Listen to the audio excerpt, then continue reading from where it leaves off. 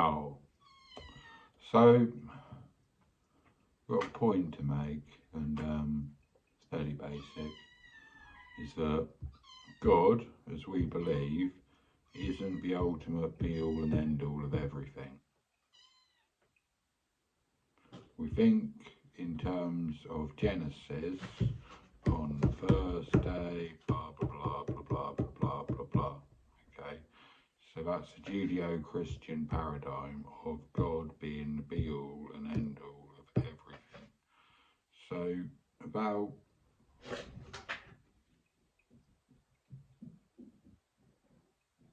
12 years ago, I'd got back from Mexico and I was lying there and I was wondering about things and I wondered about God and I drifted off and I had this vision.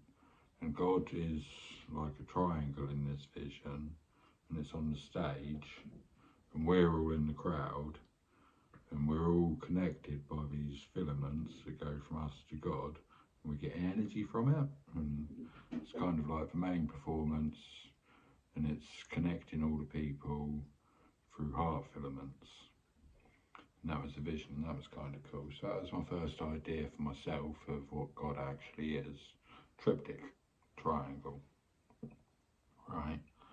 And then about 10 years later, about 2 years ago, I'm in here, around there, and I have a similar vision.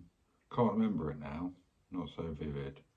But afterwards, I came out and I look on the screen on this computer, which is down there, and on the screen, which hadn't been cleaned for a while, there's like the face of Christ, and Christ had this face that was like, you saw God twice without my help. And I was like, well, yeah.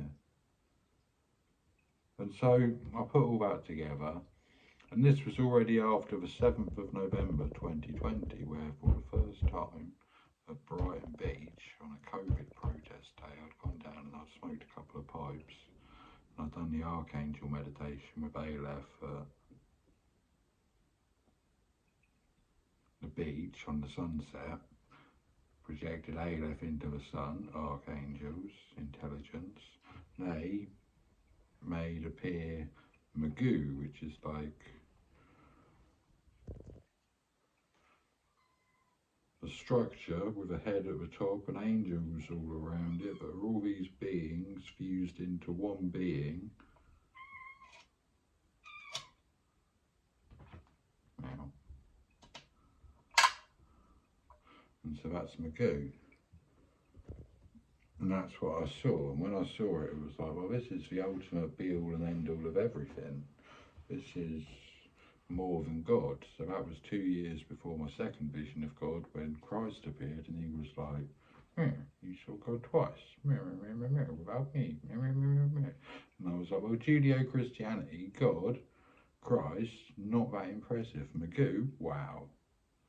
So my head's been kind of turned from the Judeo-Christian perspective, whereas God is all-encompassing and created everything, to the pinnacle of all densities and dimensions is a being called Magoo that consists of many beings, all participating in universal co-creation. And the difference is, for my mind, that God is local to the universe we inhabit and the dimensions and densities we inhabit, whereas Magoo is kind of like panpsycho across all universes, multiverses, dimensions and timelines. And it was very kind of Magoo to appear here in our relatively isolated density and dimension of planet Earth, where things are all material, not so much plasma like the rest of the universe.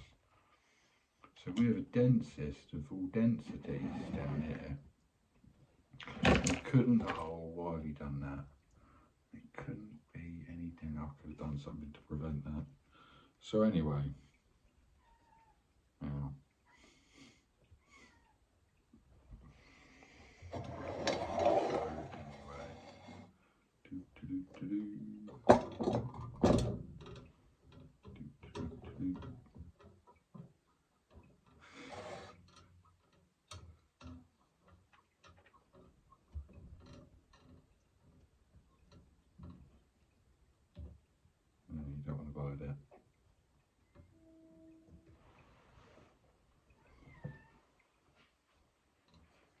So anyway, the point is that Judeo-Christian narrative of God being the creator of everything is wrong, and there's more to life than God.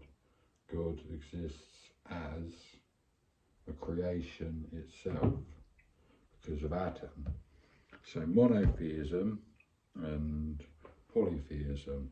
In the beginning there was polytheism, many gods, and then along came Akhenaten, or he was, I forget his original name, he changed his name to Akhenaten because of Aten. He said for Aten is for sole deity, and that was around about, but not exactly the same as the time of Moses. So there's this brief period in history where the Egyptians went from polytheism to monotheism.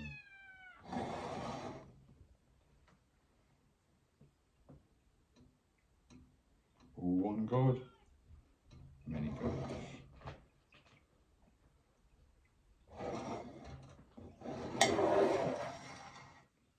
Like the Hindus suggest with their Bhagavad Gita, many souls. Are you hassling me for food? They are hassling me for food, they're hungry. Fed them once this morning. So yeah.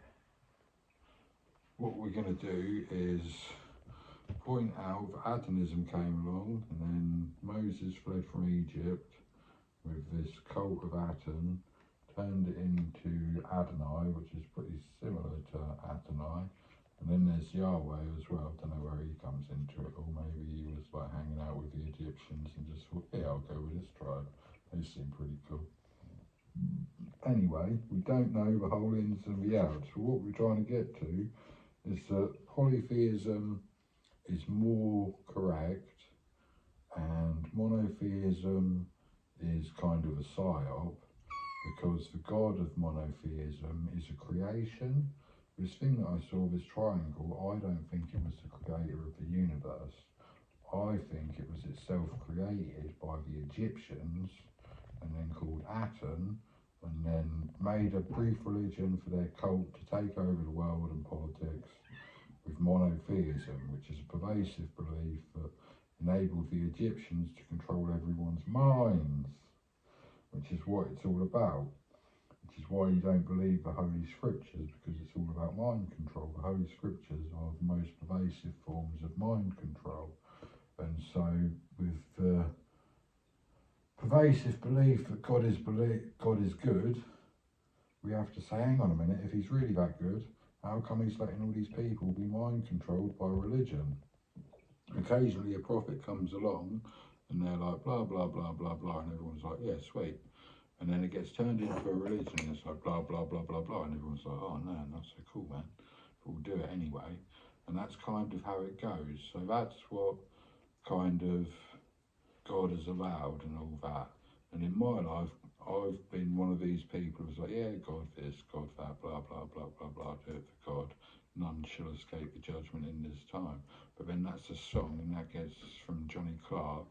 These words I sing to all mankind, none shall escape the judgment in this time. That's what Johnny Clark sang, and he was singing about Jehovah. And that's different from God, because Jehovah is a God, not God per se, which is the Judeo-Christian perversion of polytheism. So how did we get to Johnny Clark singing about Jehovah and many gods? It's all got thrown up in the air now because we've started paying attention to this pineal powder, which the cat just knocked over. So we've got pineal powder on the desk, and we're talking about many gods and monotheism and polytheism and the Egyptians and Atonism. And what we've said is that God allows people to be mind controlled. Oh yeah, because I was one of these people that followed God and ended up with all kinds of hell to pay for it.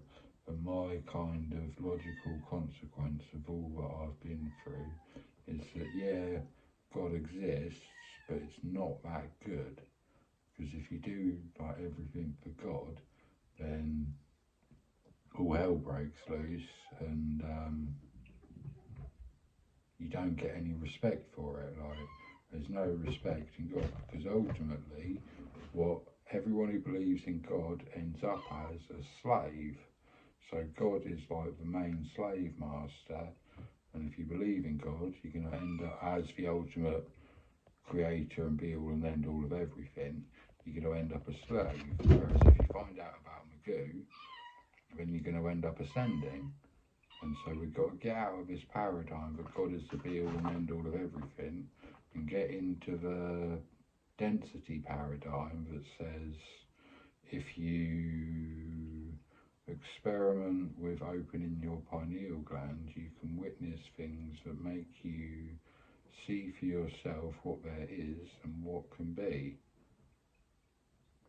So you have to see for yourself what is and what can be, and be unburdened by what you can do. The past is the present as the future is untense, because we have relieved the present from the future tense, thus making the present pleasant, or something like that. 11:32. Wow.